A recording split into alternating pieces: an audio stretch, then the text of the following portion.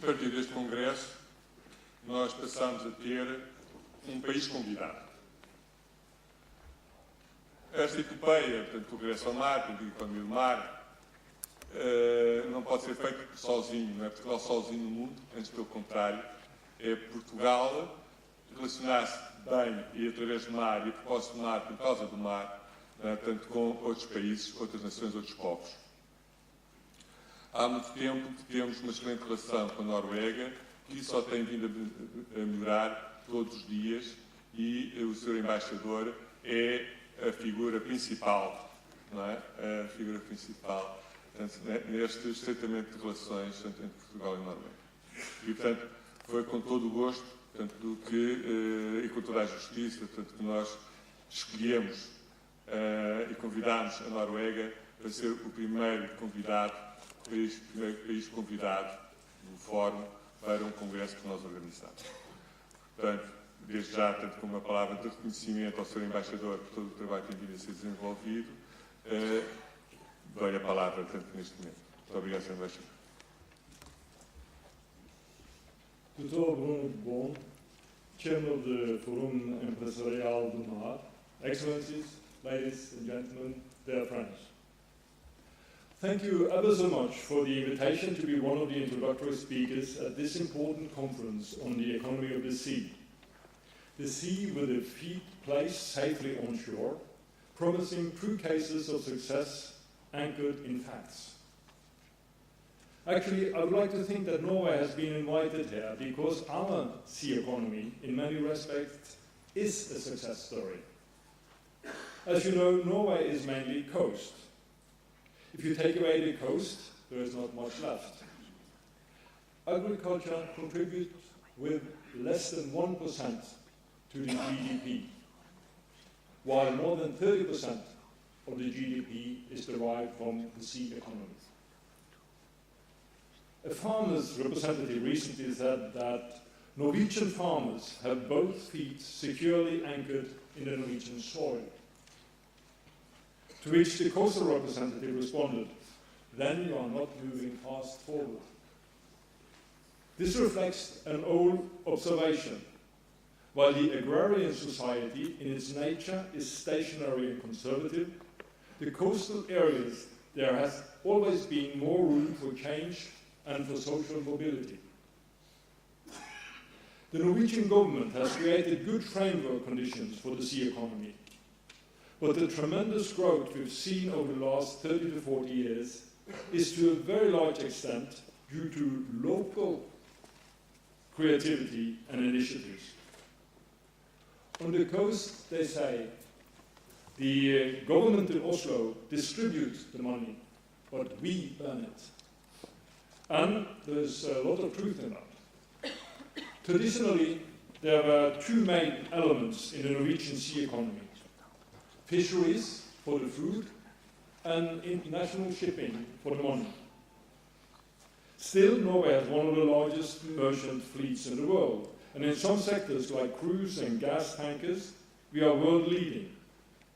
And together with that comes a well-developed naval shipyard industry, which through the years has gone through many transformations to meet the challenges of changing competition from new countries, newcomers to the sector.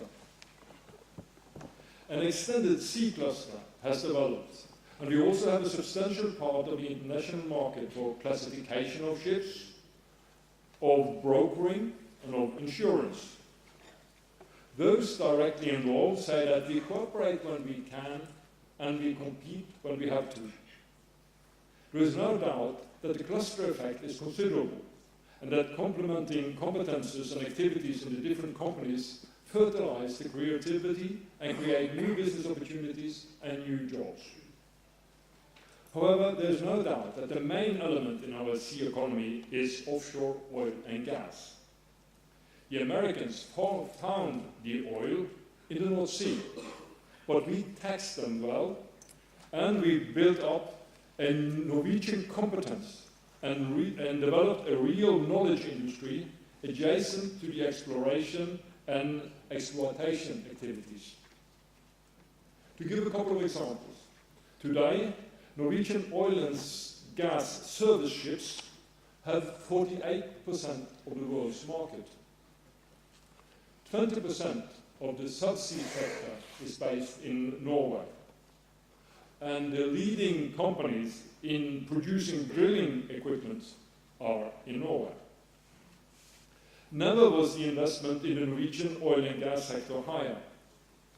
The Norwegian economy, driven by the sea economy, is booming with a yearly growth rate of 4.5%, and unemployment stands at 2.8%. There is, in fact, a shortage of labor in our country, and I'll come back to that. In parallel with the development of the oil and gas sector, the traditional fisheries are reaching record levels. One example, the total allowed catch of Arctic cod was over 1 million tons this year, and next year's allowed catch is, practically speaking, at the same level. Both Norwegian, Russian, and EU fishermen harvest from this important stock. And the excellent result is an example of good international cooperation maintaining sustainability. For the other fish species in Norwegian waters, we have also mainly good results. In the same period, aquaculture has gone from nothing to a production with an export value of some 4 billion euro. The total export of seafood products was 2.3 million tons last year, with about 60% of it coming from aquaculture and 40% from caught fish. And the highest export value ever was last month, October 2013. To Portugal, of course, we export mainly cod, the best bacalhau in the world. Every day, except Sundays, we export for the value of 1 million euro. The combined development of oil and gas, fisheries and aquaculture has given a boost to the coastal regions all over Norway. While other Nordic countries registered a distinct trend of people moving from the countryside to the capital, in Norway people stay in the smaller towns along the coast. The Norwegian regional settlement pattern has hardly changed over the last 30 years, as the good sea economy has a marked spillover effect on other district activities. But there are hardly enough Norwegians to meet the demand for labour. Norway is not a member of the European Union, but we are part of the European Economic Area and the internal market, and there is a free flow of people, goods and services between us and the EU countries, including Portugal. Over the last couple of years, more than 20 Norwegian engineering companies have recruited in total almost 1,000 Portuguese engineers to work in Norway. The companies appreciate the high skill level of Portuguese engineers, adding that the working culture and the approach to challenges are very similar in our two countries. More recently, in fact over the last 6 to 8 months, some Norwegian companies have established themselves in Lisbon and recruited more than 200 engineers to work from here. And they are still recruiting. And the first cadets from the Lisbon Nautical School are already in service on Norwegian ships. Only Portugal has a more extensive continental shelf than Norway in Europe, much of which is unexplored and unexploited in both countries.